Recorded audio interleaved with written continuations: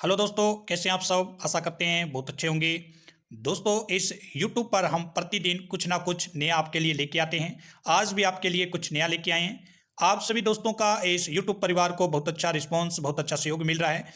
आशा करते हैं कि इसी प्रकार का सहयोग आप सदैव इस YouTube परिवार के प्रति बरकरार रखेंगे। दोस्तों, आज हम बात करेंगे भारत की ही नहीं, विश्व में अपनी एक अलग पहचान रखने वाली हाड़ी रानी।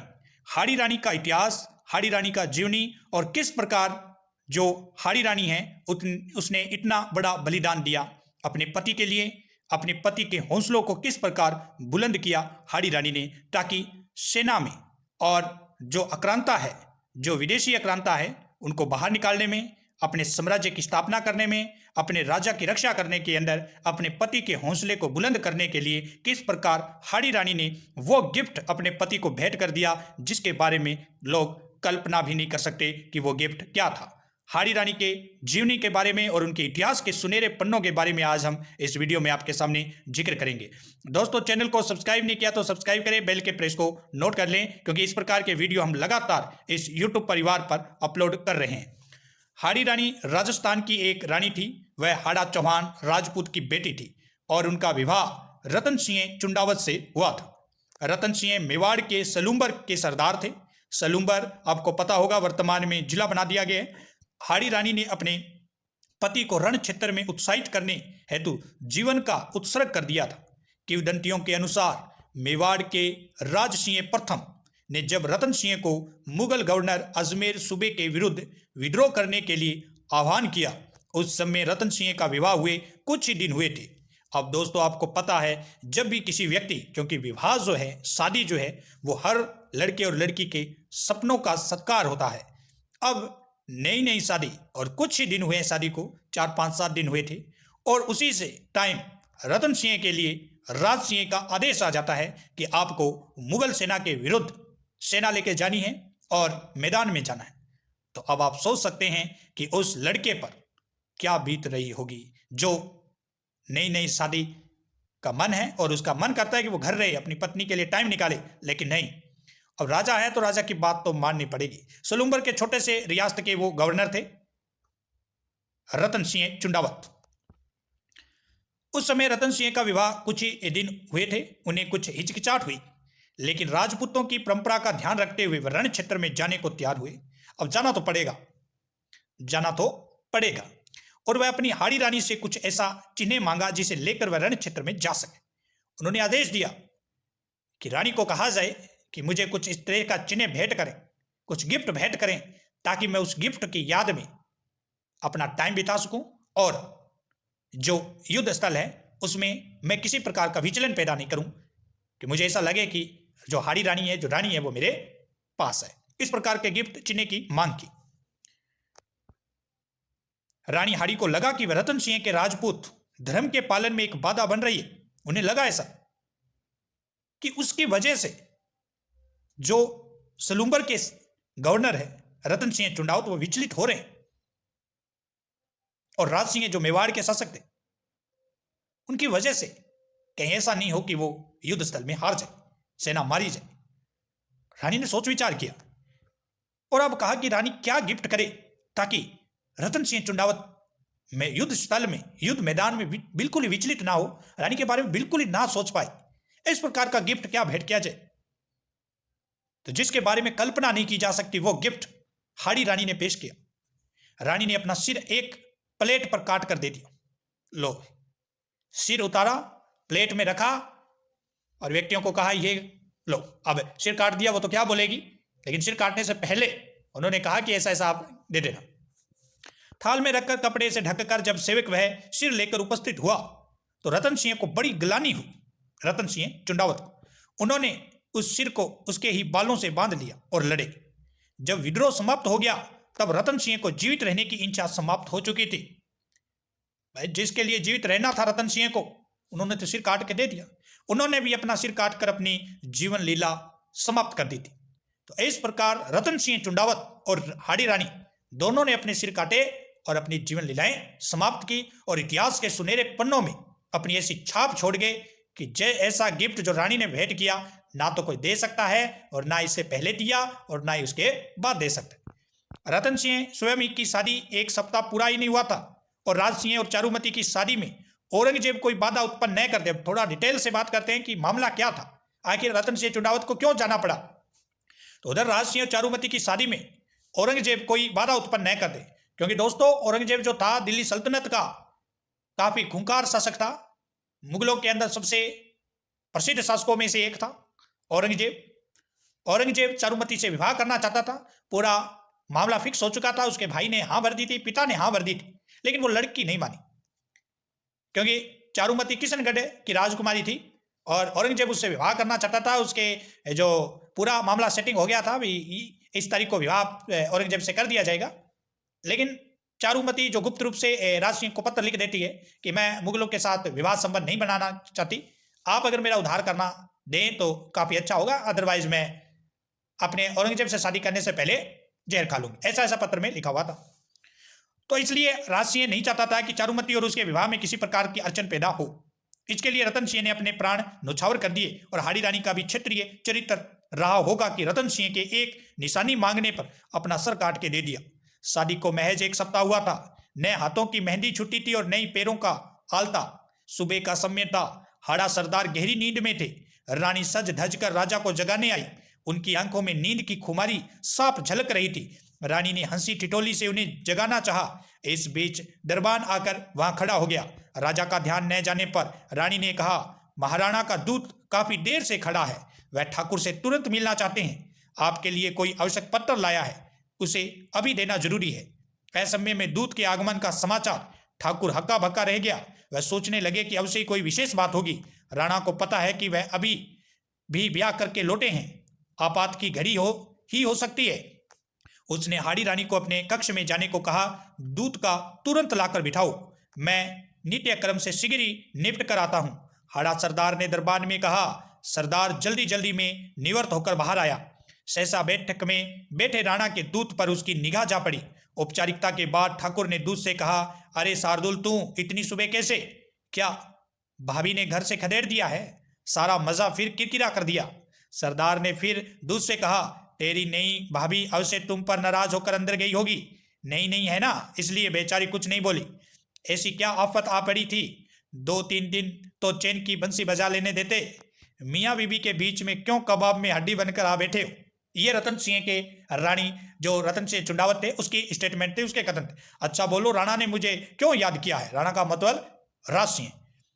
वह ठाका मारकर हंस पड़ा। दोनों में गहरी दोस्ती थी। सामान्य दिन अगर होते तो वह भी हंसी में जवाब देता। शार्दुल खुद भी बड़ा हंसोड़ था। वह हंसी मजाक के बिना एक क्षण को भी नहीं रह सकता था, लेकिन वह एक बड़ा गंभीर था। दोस्त, हंसी छोड़ो, सचमुच बड़ी संकट की घड़ी आ गई है। मुझे भी तुरंत वापस लौटना है। ये कहकर सहसा वह चुप हो गया। अपने इस मित्र के विवाह में बराती बनकर गया था। उसके चेहरे पर छाई गंभीरता की रेखाओं को देखकर हाड़ा सरदार का मन आशंकित हो उठा। सचमुच कुछ अनहोनी तो नहीं हो गई? दूत संकोच रहा था कि इस समय राणा की चिट्ठी वह मित्र को दे या नहीं। हाड़ा सरदार को तुरंत युद्ध के लिए प्रस्थान करने का निर्देश लेकर वह आया। उसे मित्र के शब्द स्मरण हो रहे थे। हाड़ा के पैरों के नाखूनों में लगे महावर की लाली के निशान अभी भी वैसे के वैसे ही उभरे हुए थे। नवविवाहित हाड़ी रानी के हाथों की मेहंदी भी तो अभी सूखी नहीं होगी। पति पत्नी ने एक दूसरे को ठीक से देखा पहचाना नहीं होगा। कितना दुखदायी होगा उनका बिछो। ये स्मरण करते ही वह सिर उठा। पता नहीं युद्ध में क्या हो। वैसे तो राजपूत मृत्यु को खिलौना ही समझता है। अंत में जी कड़ा करके उसने हाड़ा सरदार के हाथों में राणा राज सिंह का पत्र थमा दिया। राणा का उसके लिए संदेश था। क्या संदेश था? वीरवर, अविलंब अपनी सैन्य टुकड़ी को लेकर औरंगजेब की सेना को रोको। मुसलमान सेना उसकी सहायता को आगे बढ़ रही है। इस समय औरंगजेब को मैं घेरे हुए हूं। उसकी सहायता को बढ़ रही फौज को कुछ समय के लिए उलझा कर रखना है ताकि वह शीघ्र ही आगे न बढ़ सके। तब तक मैं पूरा काम निपटा लेता हूं। तुम इस कार्य को बड़ी कुशलता से कर सकते हो, यद्यपि ये बड़ा खतरनाक है। जान की बाजी भी लगानी पड़ सकती है। मुझे तुम पर भरोसा है। हाड़ा सरदार के लिए परीक्षा की घड़ी थी। एक और मुगलों की विपुल सेना और उसकी सैनिक टुकड़ी अति अल्प है। राणा राज सिंह ने मेवाड़ के छीने हुए क्षेत्रों को मुगलों के चंगुल से मुक्त करा लिया था। औरंगजेब के पिता शाहजहां ने अपनी एडी चोटी की ताकत लगा दी थी। वह चुप होकर बैठ गया था। अब शासन की बागडोर औरंगजेब के हाथों में आ गई थी। राणा से चारुमती के विवाह ने उसकी द्वेष भावना को और भी भड़का दिया था। इसी बीच में एक बात और हो गई जिसने राज सिंह और औरंगजेब को आमने सामने लाकर खड़ा कर दिया था। यह संपूर्ण हिंदू जाति का अपमान था। इस्लाम को कबूल करो या हिंदू बने रहने का दंड भरो, यही कहकर हिंदुओं पर उसने जजिया कर लगाया था। राणा राजसिंह ने इसका विरोध किया। उसका मन भी इसे सहन नहीं कर रहा था। इसका परिणाम ये हुआ कि कई अन्य हिंदू राज्यों ने उसे अपने यहाँ लागू करने में आनाकानी की। उनका साहस बढ़ गया। गुलामी की जंजीरों को तोड़ फेंकने की अग्नि जो मंद पड़ गई थी फिर से प्रज्वलित हो गई। दक्षिण में शिवाजी, बुंदेलखंड में छतरसाल, पंजाब में गुरु गोविंद सिंह, मारवाड़ में राठौर वीर दुर्गादास मुगल सल्तनत के विरुद्ध उठ खड़े हुए थे। यहाँ तक कि आमेर के मिर्जा राजा जयसिंह और मारवाड़ के जसवंत सिंह, जो मुगल सल्तनत के दो प्रमुख स्तंभ थे, उनमें भी स्वतंत्रता प्रेमियों के प्रति सहानुभूति उत्पन्न हो गई थी। मुगल बादशाह ने एक बड़ी सेना लेकर मेवाड़ पर आक्रमण कर दिया। राणा राजसिंह ने सेना के 3 भाग किए थे। मुगल सेना के अरावली में न घुसने देने का दायित्व अपने बेटे जयसिंह को सौंपा था। अजमेर की ओर से बादशाह को मिलने वाली सहायता को रोकने का काम दूसरे बेटे भीम सिंह का था। वह स्वयं अकबर और दुर्गादास राठौड़ के साथ औरंगजेब की सेना पर टूट पड़े। सभी मोर्चों पर उन्हें विजय प्राप्त हुई। बादशाह औरंगजेब की बड़ी प्रिय कॉन्केशियन बेगम बंदी बना ली गई थी और बड़ी कठिनाई से किसी प्रकार औरंगजेब प्राण बचाकर निकल सका। मेवाड़ के महाराणा की यह जीत ऐसी थी कि उनके जीवन काल में फिर कभी औरंगजेब उनके विरुद्ध सिर न उठा सका। लेकिन क्या इस विजय का श्रेय केवल राणा को था? ये किसी और को, हाड़ा रानी और हाड़ा सरदार को किसी भी प्रकार से गम नहीं हुआ था। मुगल बादशाह जब चारों ओर राजपूतों से घिर गए थे तो उनकी जान के भी लाले पड़े थे। उसका बचकर निकलना मुश्किल हो गया। तब उसने दिल्ली से अपनी सहायता के लिए अतिरिक्त सेना बुलाई थी। राणा को यह पहले ही ज्ञात हो चुका था। उन्होंने मुगल सेना के मार्ग में अवरोध उत्पन्न करने के लिए हाड़ा सरदार को पत्र लिखा। वही संदेश लेकर सादुल सिंह मित्र के पास पहुंचा। एक क्षण का भी विलंब न करते हुए हाड़ा सरदार ने अपने सैनिकों को कूच करने का आदेश दे दिया था। अब वह पत्नी से अंतिम विदाई लेने के लिए उसके पास पहुंचा था। केसरिया बाना पहने युद्ध वेश में सजे पति को देखकर हाड़ी रानी चौंक पड़ी। वह अचंभित थी। कहा, चले स्वामी, इतनी जल्दी? अभी तो आप कह रहे थे कि 4-6 महीनों के लिए युद्ध से फुर्सत मिली है, आराम से कटेगी, ये क्या? आश्चर्य मिश्रित शब्दों में हाड़ी रानी पति से बोली। प्रिय, पति के शौर्य और पराक्रम को परखने के लिए ही तो क्षेत्रियों इसी दिन की प्रतीक्षा करती है। वह शुभ घड़ी अभी आ गई है। देश के शत्रुओं से 2 हाथ होने का अवसर मिला है। मुझे यहाँ से अवलिंब निकलना है। हंसते हंसते विदा दो, पता नहीं फिर कभी भेंट हो या न हो। हाड़ा सरदार ने मुस्कुराकर पत्नी से कहा। हाड़ा सरदार का मन आशंकित था। सचमुच ही यदि न लौटा तो मेरी इस अर्धांगिनी का क्या होगा? एक और कर्तव्य, दूसरी ओर था पत्नी का मोह। इसी अंतर्द्वंद में उसका मन फंसा था। उसने पत्नी को राणा राजसिंह के पत्र के संबंध में पूरी बात विस्तार से बता दी। विदाई मांगते समय पति का गला भराया और ये हाड़ी राजी की तेज आंखों में से छिपा न रह सका। यद्यपि हाड़ा सरदार ने उसे भरसक छिपाने की कोशिश की। हताश मन व्यक्ति को विजय से दूर ले जाता है। उसे वीरवाला को ये समझते देर न लगी कि पति रणभूमि में तो जा रहा है, पर मोहग्रस्त होकर।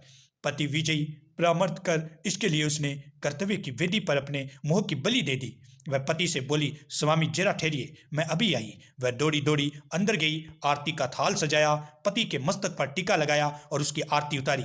वह पति से बोली, मैं धन्य हो गई। ऐसा वीर पति पाकर हमारा आपका तो जन्मांतर का साथ है।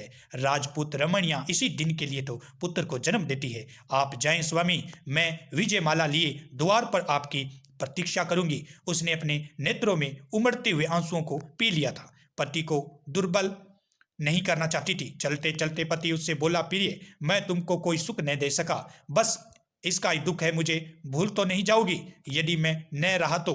उसके वाक्य पूरे भी न हो पाए कि हाड़ी रानी ने उसके मुख पर हथेली रख दी। न स्वामी, न, ऐसी अशुभ बात न बोलो। मैं वीर राजपूतनी हूँ, फिर वीर की पत्नी भी। अपना अंतिम धर्म अच्छी तरह जानती हूँ। आप निश्चित होकर प्रस्थान करें, देश के शत्रुओं के दांत खट्टे करें, यही मेरी प्रार्थना है। हाड़ा सरदार ने घोड़े को एड़ लगाई। रानी उसे एकटक निहारती रही जब तक वह आंखों से ओझल नहीं हो गया। उसके मन में दुर्बलता का जो तूफान छिपा था, जिसे अभी तक उसने बरबस रोक रखा था, वह आंखों से बह निकला। हाड़ा सरदार अपनी सेना के साथ हवा से बातें करता उड़ा जा रहा था, किंतु उसके मन में रह रहकर आ रहा था कि कहीं सचमुच मेरी पत्नी मुझे बिसार न दे। वह मन को समझता पर उसके ध्यान उधर ही चला जाता। अंत में उससे रहा न गया। उसने आधे मार्ग से अपने विश्वसनीय के रानी के पास भेजा। उसको फिर से स्मरण कराया था कि मुझे भूलना मत, मैं जरूर लौटूंगा। संदेश वाहक को आश्वासन कर रानी ने लौटाया। दूसरे दिन एक और वाहक आया, फिर वही बात। तीसरे दिन फिर एक आया। इस बार पत्नी के नाम सरदार का पत्र लाया था। प्रिय, मैं यहाँ शत्रुओं से लोहा ले रहा हूँ। अंगद के सामान पैर जमा कर उसको रोक दिया है। मजाल है कि जरा भी आगे बढ़ जाए।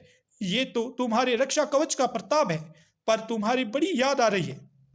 पत्र वाहक द्वारा कोई अपनी प्रिय निशानी अवश्य भेज देना, उसे देखकर मैं मन को हल्का कर लिया करूंगा। हाड़ी रानी पत्र को पढ़कर सोच में पड़ गई कि युद्धरत पति का मन यदि मेरी याद में ही रमा रहा और उसके नेत्रों के सामने यदि मेरा ही मुखड़ा घूमता रहा तो वह शत्रुओं से कैसे लड़ेंगे, विजयश्री का वर्ण कैसे करेंगे। उसके मन में एक विचार कोदा। वह सैनिक से बोली, वीर, मैं तुम्हें अपनी अंतिम निशानी दे रही हूँ, इसे ले जाकर उन्हें दे देना। थाल में सजाकर सुंदर वस्त्र से ढककर अपने वीर सेनापति के पास पहुंचा देना, किंतु उसे कोई और न देखे, वे ही खोल कर देखे। साथ में मेरा यह पत्र भी दे देना। हाड़ी रानी के पत्र में लिखा था, प्रिय, मैं तुम्हें अपनी अंतिम निशानी भेज रही हूँ, तुम्हारे मोह के सभी बंधनों को काट रही हूँ। अब बेफिक्र होकर अपने कर्तव्य का पालन करे। मैं तो चली, स्वर्ग में तुम्हारी बाट जहूंगी। पलक झपकते ही हाड़ी रानी ने अपने कमर से तलवार निकालकर एक झटके में अपने सिर को उड़ा दिया। वह धरती पर लुढ़क पड़ा। सिपाही के नेत्रों से आंसू धारा बह निकली। कर्तव्य कर्म कठोर होता है। सैनिक ने स्वर्ण थाल में हाड़ी रानी के कटे सिर को सजाया, सुहाग के चुनर से उसको ढका, भारी मन से युद्ध भूमि की ओर दौड़ पड़ा। उसको देखकर हाड़ा सरदार सतबंद रह गया। उसे समझ में न आया कि उसके नेत्रों से आंसू धारा क्यों बह रही है। धीरे से वह बोला, क्यों यदु सिंह, रानी की निशानी ले आए। यदु ने कांपते हाथों से थाल उसकी ओर बढ़ा दिया। हाड़ा सरदार फटी आंखों से पत्नी का सिर देखता रह गया। उसके मुख से केवल इतना ही निकला, उफ, हाय रानी, तुमने ये क्या कर डाला। संदेही पति को इतनी बड़ी सजा दे डाली। खैर, मैं तुमसे मिलने आ रहा हूँ। हाड़ा सरदार के मोह के सारे बंधन टूट चुके थे। वह शत्रु पर टूट पड़ा। इतना अप्रियतम शौर्य दिखाया था कि उसकी मिसाल मिलना बड़ा कठिन है। जीवन की आखिरी सांस तक वह लड़ता रहा। औरंगजेब की साइक सेना को उसने आगे नहीं बढ़ने दिया, जब तक मुगल बादशाह मैदान छोड़कर भाग नहीं गया था। इस विजय को श्रेय किसको, राणा राज सिंह को या हाड़ा सरदार को, हाड़ी रानी को अथवा उसकी इस अनोखी निशानी को।